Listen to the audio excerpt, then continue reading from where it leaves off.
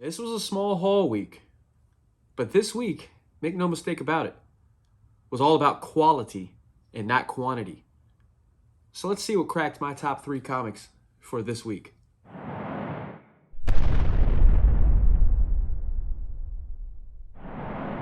Now, first thing I want to do is just a little disclaimer. Now, part of my haul, I picked up World Tree right here. At the time, I did not know that this was actually delayed. So I did see on the Comics Geeks or Comic Geeks app that it got pushed back to like from 2 weeks from now, and then it bounced back to this week and then back to the next week. So I didn't think much of it. I went to Heroes Are Hard to Find, and they had it out.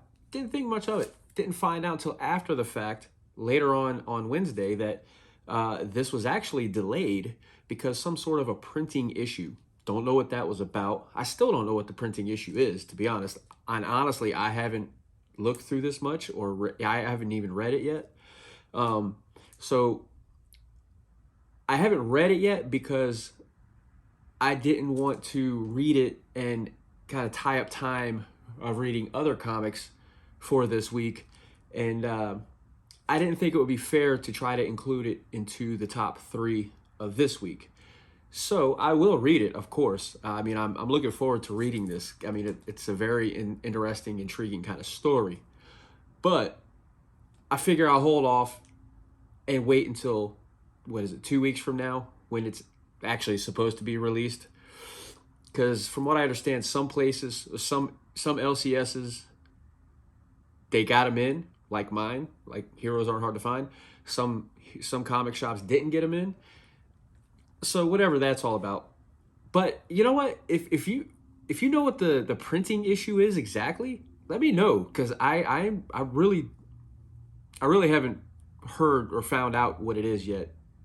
So let me know if you know what it is. So yeah, I just wanted to throw that disclaimer out there ahead of time. Now, coming in at number 3 this week for me is Miles Morales Spider-Man issue number 5. This comic is awesome. It never seems to fail me. I mean, Ziegler's writing, the artwork, Federico Vincentini, amazing, man. All around amazing.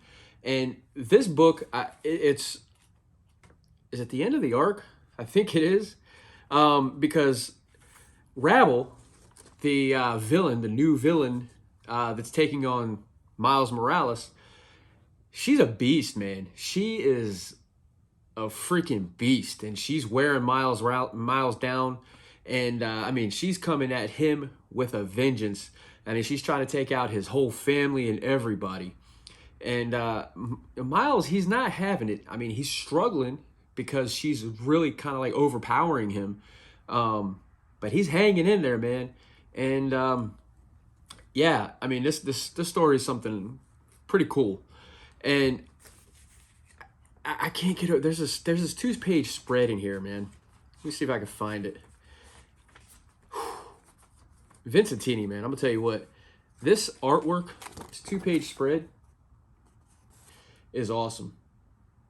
It's freaking amazing. If you haven't checked this out by now, I definitely recommend it. You got this big battle going on between Rabble and Miles, and she's got these drones, and Miles comes out with this plan. Like he's got this plan. It's not exactly working, but the drive to keep his family and him safe. Actually, there's one part where he's just like, "Leave my family alone. Take me, fight me." And he tries to have a moment with her, and it feels like he's trying to talk some logic and sense into her. And it's a solid book, man. And the way she defeats him, or he defeats her, it's just something. She'll be back, though. Rabble will be back at some point. We'll see, though. But at the end of this comic, we're about to lead into we're about to lead into something else, and it shouldn't be too surprising, but I'm not going to surprise it or spoil it if I can talk. But yeah, so Miles Morales Spider-Man issue 5 is my number 3 comic of this week. And my number 2 comic of this week is Clear issue number 2. And I got to say, this sci-fi thriller murder mystery type thing going on, I never really thought it would kind of be my thing, but this has really grabbed my attention, man.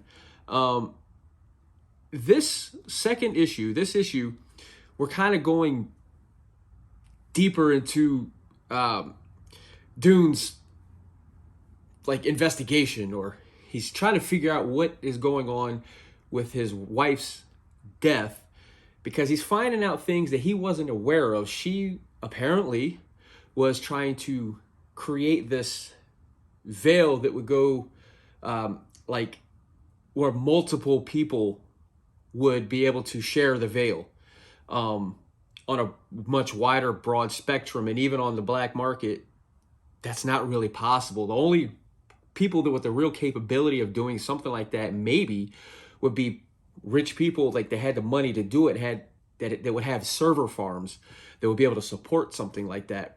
And even then, supposedly, it's still might not be feasible, I guess. So through the story, you're kind of coming across things that, like,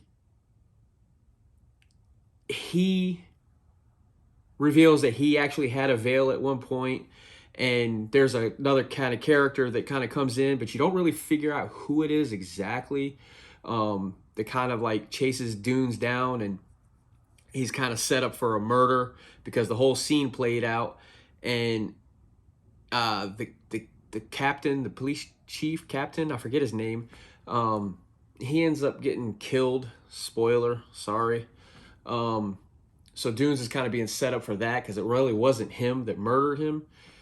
In that whole scene, the mystery guy is the one that actually did it, but he fled the scene, and then the police shows up, and then yeah, it's a whole thing. So I like trying to avoid spoilers, so I apologize. But yeah, man, this book is just, it sucks you in, man. I don't know exactly how many pages this is. I think it's 56 pages, I believe so. I believe it is. I mean, you can see it. It's pretty solid. And it sucks you in, man. The whole story. If you have time to sit there and read this, which it's not a ridiculous amount of time, but yeah, man, Clear number 2, it's really progressing. I feel like the story is really progressing, and I'm really curious to know who this guy is. This guy that chased him down in a car while Dunes is on the motorcycle, and that whole scene that I just explained. Yeah, and he's wearing this. I guess he's wearing this veil because he has a flashback to when him and his wife were still alive, and their child was in the back seat, trying to tell a joke, but the kid didn't think that the joke was funny, and so on and so on. So part of the scene where the mystery guy, as I call him, he tells a joke, and Dunes is like, "How do you know that joke?" Like, so my theory is somehow or another that kid, that the mystery guy might end up actually being his son. So I don't know. We shall see. I am very curious about that.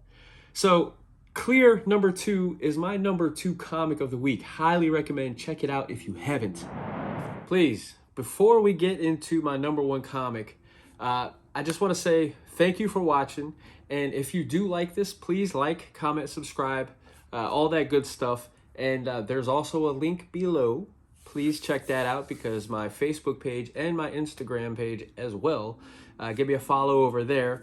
And yeah, we'll just connect. My number 1 comic of the week goes to Dark Ride, issue number 5. Now, it's been a few months since issue 4. I believe it's been like January since that issue, I think. And I gotta say, all of the issues have been creepy in their own way. But I feel like this one, in my opinion, is like by far the creepiest. I mean, this one opens up flashback to the 80s when Arthur Dante, the creator of Devilland, and it kind of gives you a glimpse into how Sam Dante and Halloween Dante, the two kids of Arthur, it shows their mother giving birth in a whole creepy scene, and it's a whole like, it's really sadistic, man. Like it's just off. It's off, but it's pretty cool though. Just to have that flashback. So then you get to current day, and then you know, the kid that went missing on the first arc, and then and the end of issue 4 found him hanging. Owen Seasons, I think it was his name. He his sister, she's on a, you know, trying to figure things out, but she's in a police station. And then Sam Dante, the son, he comes to talk to her, and yeah, so they're kind of walking through this building, and they kind of come across this basement that they weren't aware of, or Sam Dante definitely wasn't aware of it. And man, just think of Haunted Mansion at Disney, but like a very truly evil version of it.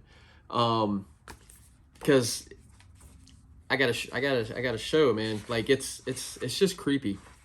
I'm not gonna show you what they actually find, but right there, this is how they're kind of stumbling across, and they're just kind of walking down the stairs into it.